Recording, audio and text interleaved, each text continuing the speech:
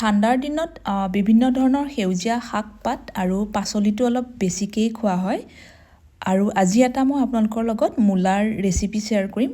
মূলা সাধাৰণতে চব্জি বনাই বা মাছৰ লগত তেনেকেই বনাই খোৱা হয়, কিন্তু সদায় একেধৰণে খাই আমনিও লাগে, তেতিয়া মই এনেকেই বনাওঁ আৰু তেতিয়া ল'ৰাহঁতেও এনেকৈ বনাই দিলে খাই বেছি এনজয় কৰে। এনেই মূলাৰ চব্জি সিহঁতি খাই ইমান ভাল নাপায়। ইয়াৰ কাৰণে মই দুটা মূলা লৈছোঁ, ভালদৰে ধুই ৰুকনি যিটো একেবাৰে সৰু ছাইডটো সেইটোৰে মূলাখিনি ৰুকি লৈছোঁ। একদম মিহিকৈ মূলাখিনি ৰুকি লৈছোঁ।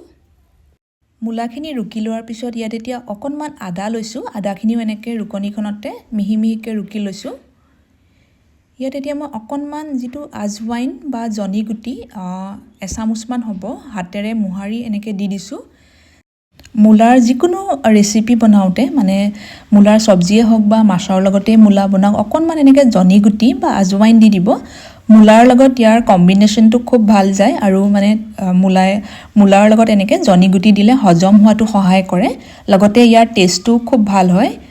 এতিয়া ইয়াতে মই অলপ বেছিকৈ সৰু সৰুকৈ কাটি লোৱা ধনিয়াৰ পাত দিছোঁ আৰু জলকীয়া ইয়াত দিব পাৰে, কিন্তু মই জলকীয়া ব্যৱহাৰ কৰা নাই। ভালদৰে গোটেইখিনি মিক্স কৰি লোৱাৰ পিছত মছলা ইয়াত অকণমান নিমখ, হালধি, জীৰা গুড়ি, অকণমান চাট মছলা আৰু ক'লা নিমখ দি ভালকৈ সানি ল'লোঁ। এতিয়া পৰঠাখিনি বনাবৰ কাৰণে ইয়াতে মই ৰঙা আটা ব্যৱহাৰ কৰিছোঁ। 1.5 কাপ ইয়াতে মই আটা দিছোঁ। আটাৰ সলনি আপোনালোকে ময়দাও ব্যৱহাৰ কৰিব পাৰে। এতিয়া ভালদৰে গোটেইখিনি প্ৰথমতে পানী নিদিয়াকৈ এনেকৈ সানি লৈছোঁ। লগতে এচামুচ মই ৰিফাইন তেল দিছোঁ আৰু ভালকৈ বাইণ্ডিঙৰ কাৰণে 3 চামুচ ইয়াতে বেচন দিছোঁ। বেচন দিলে অকণমান টেষ্টটো বেছি ভাল লাগে। এতিয়া অকণকৈ পানী দি এটা মিডিয়াম কনচিষ্টেঞ্চিত ডো ৰেডি কৰি লৈছোঁ। ডোটো বহুত বেছি কোমলো কৰিব নালাগে আৰু বহুত বেছি যাতে টাইটো নহয় সেইটো ভালকৈ মন কৰিব।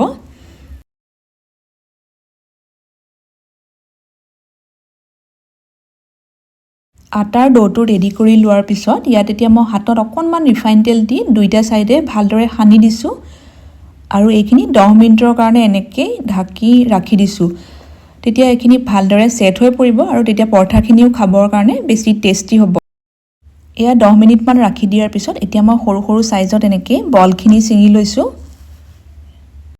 আৰু এয়া আমাৰ গোটেই বলখিনি ৰেডি হৈ গৈছে। ওপৰত এনেকৈ মই শুকান আটা লগাই লৈছোঁ, তেতিয়া বেলিবৰ কাৰণে সুবিধা হ'ব আৰু ৰুটিখিনি খুব পাতলা পাতলাকৈ গোটেইখিনি এনেকৈ বেলি লৈছোঁ।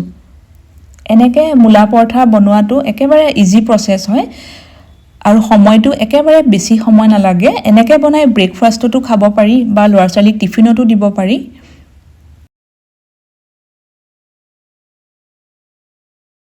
আৰু এয়া মোৰ প্ৰথমখন পৰঠা ৰেডি হৈ গ'ল। ঠিক একেদৰেই মই বাকী পৰঠাখিনিও এনেকৈ বেলি ল'লোঁ। সাধাৰণতে কিছুমান ল'ৰা ছোৱালীয়ে হওক বা ডাঙৰেই হওক মূলাটো ডাইৰেক্ট একেবাৰে খাবলৈ মন নকৰে, তেতিয়া এনেকৈ বনাই দিবচোন। এনেকৈ বনাই দিলে সিহঁতে ধৰিবই নোৱাৰে মানে ইয়াত যে মূলা আছে। আৰু এই প্ৰচেছটো ময়ে ঘৰত কৰিবলগীয়া হয়, মানে বেছিকৈ মূলাৰ যদি চব্জি বা বনাই দিওঁ তেতিয়া ইমান খাবলৈ মন নকৰে আৰু যেতিয়া এনেকৈ পৰঠাৰ টাইপত বনায় সিহঁতে খাই বিৰাটেই ভাল পায়। পৰঠাখিনি বনাবৰ কাৰণে টাৱাখন খুব ভালদৰে গৰম হ'ব দিব। গৰম হোৱাৰ পিছত এতিয়া মই এখনকৈ এনেকৈ বনাই গৈছোঁ আৰু ইয়াতে ঘি বা ৰিফাইন তেল ব্যৱহাৰ কৰিব পাৰে। মই অকণমান বাটাৰ গলাই বাটাৰতে গোটেই পৰঠাখিনি বনাই লৈছোঁ, কাৰণ এইখিনি মই টিফিনত দিম আৰু বাটাৰত বনালে তেতিয়া বেছি সময়ৰ কাৰণে কোমল হৈ থাকিব। এখন মোৰ পৰঠা ৰেডি হোৱাৰ পাছত ঠিক একেদৰে মই এয়া গোটেই পৰঠাখিনি বনাই ল'লোঁ।